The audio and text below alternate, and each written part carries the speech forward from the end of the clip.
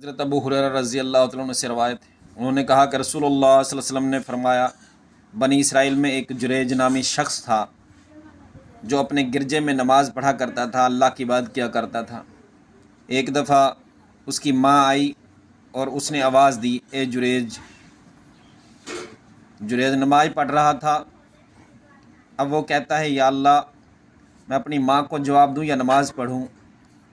یہ دل میں خیال آیا تھا اور وہ نماز ہی پڑھتا رہتا ہے، اپنی ماں کو جواب نہیں دیتا۔ اس کی ماں واپس چلی جاتی ہے۔ کچھ دنوں کے بعد دوبارہ آتی ہے۔ جریج پھر اللہ کی عبادت کے اندر نماز پڑھ رہا تھا۔ اس کی ماں نے پھر اسے آواز دی، جریج۔ جریج نے پھر دیکھا، دل میں خیال آیا، یا اللہ، میں اپنی ماں کو جواب دوں یا نماز پڑھوں؟ نماز پڑھنا شروع کر دی۔ ماں کو پھر جواب نہ دیا۔ ماں دوبارہ پھر واپس چلی گئی۔ پھر کچھ عرصے بعد ماں پھر آئی تیسری مرتبہ، پھر باہر آ کے اپنے بیٹے کو آواز دیتی ہے، اے جریج۔ پھر بیٹا اس وقت اللہ کی طرف سے کرنا یہ ہوتا ہے کہ وہ پھر نماز پڑھ رہا تھا۔ وہ دل میں پھر خیال آتا ہے، یا اللہ، اپنی ماں کو جواب دوں یا پھر نماز پڑھوں؟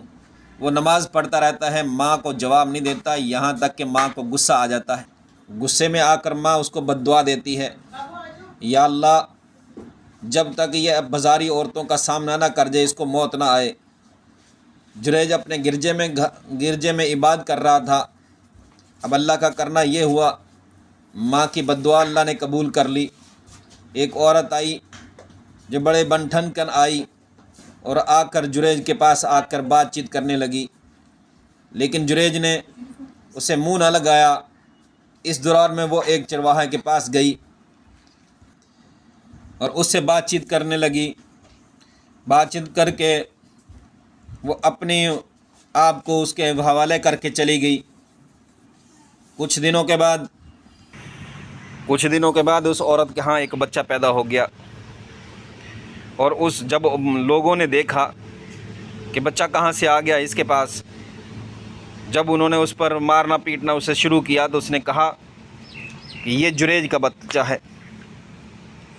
لوگوں کو بڑا غصہ آیا کہ وہ اپنا گھر بار چھوڑ کر ایک گرجے کے اندر عبادت کر رہا ہے، اللہ کی بندگی کر رہا ہے، اور یہ بندگی کیسی کر رہا ہے کہ دیکھیں، ایک فحاشہ عورت، بدکار عورت سے اللہ نے اسے بچہ دیا ہے۔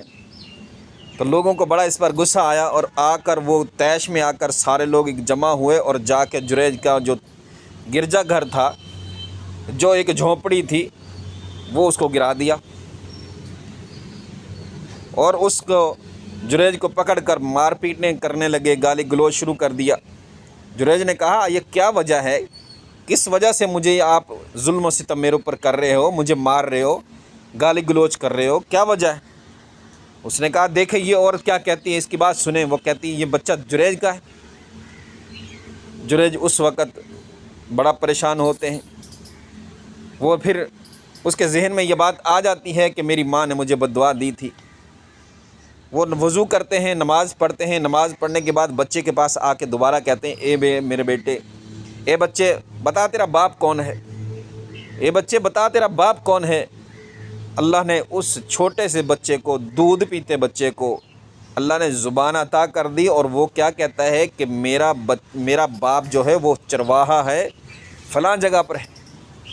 لوگوں کو بڑے ندامت اور شرمندگی ہوئی اور حیرانگی بھی ہوئی کہ ایک چھوٹا سا معصوم سا بچے نے بول کے گواہی دے دی ہے کہ جریج اللہ کا ولی ہے، اس نے ایسا کوئی کام نہیں کیا گناہ کا۔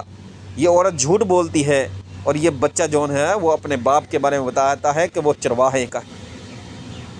لوگوں نے جریج سے معافی مانگنا شروع کر دی، اور انہوں نے کہا، آپ ہمیں حکم دے تو آپ کا یہ جو آپ کا عبادت گاہ ہے، ہم اسے سونے کی بنا دیتے ہیں۔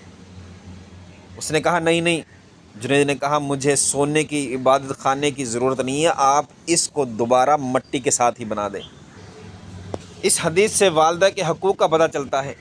ماں کا حق خدمت باپ سے 3 حصے زیادہ ہے، کہ باپ اگر ماں کی موازنہ کیا جائے تو نبی کریم صلی اللہ علیہ وسلم نے فرمایا، اپنی ماں کی خدمت کر، پھر فرمایا اپنی ماں کی خدمت کر، پھر فرمایا اپنی ماں کی خدمت کر، اور پھر چوتھی مرتبہ فرمایا اپنے باپ کی خدمت کر۔ کسی پوچھنے والے نے جب پوچھا تھا تو آپ صلی اللہ علیہ وسلم نے یہ جواب دیا تھا۔ تو جو لوگ اپنے ماں کو راضی رکھتے ہیں وہ دنیا میں بھی خوب پھلتے پھولتے ہیں اور آخرت میں بھی سرخرو ہوں گے۔ ماں کو ناراض کرنے والا دنیا اور آخرت میں ذلیل و خوار ہوتا ہے۔ اس حدیث سے بھی ثابت ہوتا ہے کہ جس میں کوئی شک و شبہ کی گنجائش نہیں رہتی۔ اس کے بعد جریج کے بارے میں نبی کریم صلی اللہ علیہ وسلم فرماتے ہیں اگر جریج فقیہ ہوتا، علم والا ہوتا، تو وہ یہ بات اس کو پتہ ہونی چاہیے تھی کہ ماں اور نفلی نماز کے درمیان میں اگر ماں آواز دے تو نفلی نماز کو چھوڑ کر ماں کی آواز پر لبیک کہنا چاہیے۔